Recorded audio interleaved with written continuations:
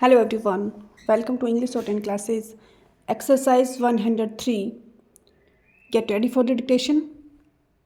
Start. Mr. Deputy Chairman, I think that it will be generally agreed that a bill of this type is almost unavoidable at the present stage. Stop. There may be differences about some measures and also about the extent to which the government purposes to go. Stop.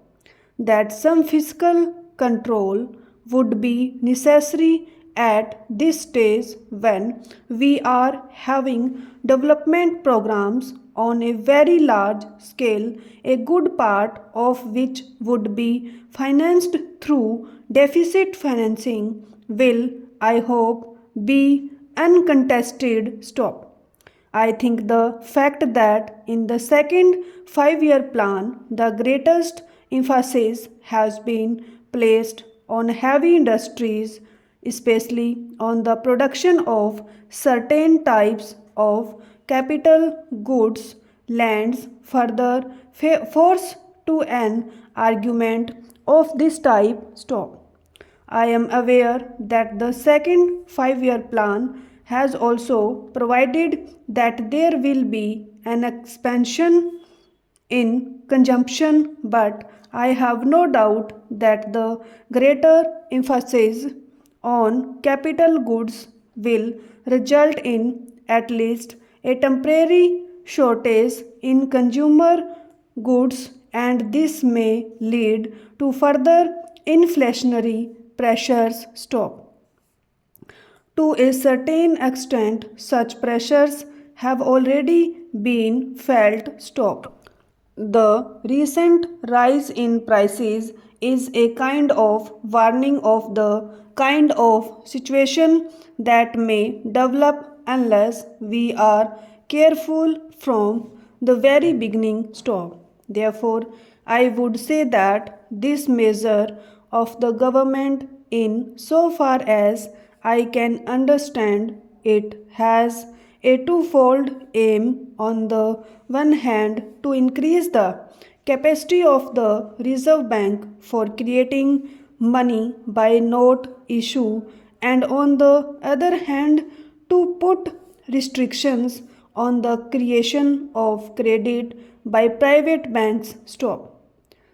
The first aim is intended to ensure that the money that is required for the economic development of the country will not be lacking. Stop. The second is to see that unregulated creation of credit by private scheduled banks will not create a situation whereby inflationary pressures would become too great. Stop. To that extent, everybody would agree that a bill of this type is unavoidable. Stop. I have, however, a few questions to ask of the Honorable the Finance Minister, and I have no doubt he will be able to meet the doubts which I have in my mind. Stop. My first doubt is whether there is not an undue measure of fear about these inflationary pressures. Stop. In the second plan, there is an uncovered gap of rupees 400 crores, and there is also a proposal to have rupees 1200 crores of deficit financing, and so we may say that deficit financing would be of the order of rupees 1600 crores, because after all the uncovered portion has to be met somehow or the other. Stop. I do not know whether sufficient credit has been taken of a possible adverse trade balance which is bound to develop during the first 2 or 3 years of the second 5 year plan. Stop. We are going to industrialize on a fairly heavy scale, and as we import machinery on a large scale, an adverse balance of trade is bound to develop. Stop. This adverse balance of trade will, to a certain extent, act as a check against any inflationary pressures. Stop. Then again, there is the question of production of food grains and other materials within the country. Stop. Our economy is an expanding economy at the moment, and I think that by the end of the first year of the second plan or sometime during the second year of the second plan, many of the measures which were undertaken during the first plan will start yielding results. Stop. Many of the major irrigation projects will give full dividends, and the production of food grains in the country is bound to go up. Stop. As the production of food grains goes up within the country, it will again be a check on inflationary pressures. Stop. Also, some of the industries which were established during the first plan will start yielding results. Stop. From this point of view, I would also like the Honorable Finance Minister to consider whether the pattern of deficit financing which has been adopted in the second 5 year plan is sound or may require some modification. Stop.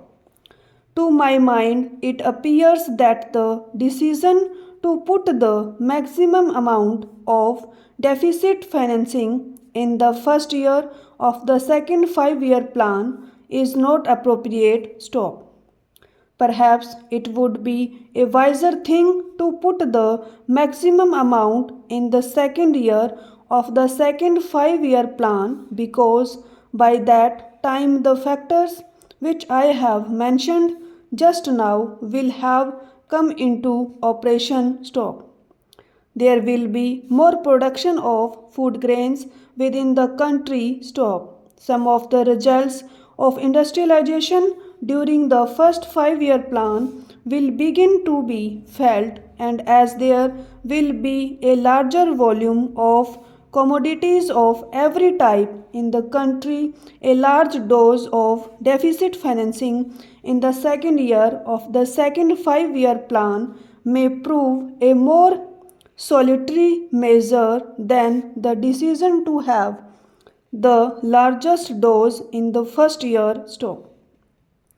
There is another reason why I am a little apprehensive of having the biggest dose of deficit financing in the first year of the second 5 year plan. Stop. If once the inflationary process start, if once there is any disturbance in the psychology of the market, the results are difficult to foresee. Stop. If, therefore, in the first year of the second plan we proceed a little more cautiously and have the biggest dose in the second year and perhaps a little less in the third, and then start tightening up and reduce the deficit financing, you will have 3 years, the third, fourth, and the fifth of the second plan, both to watch and to take such remedial measures as may be necessary. Stop. This is a suggestion which I would like the Honorable Finance Minister to consider. Stop. I am mentioning it here because I think it has a defined relevance to the proposal he has made for currency expansion by doing away with the ratio between the gold bullion and the securities stock.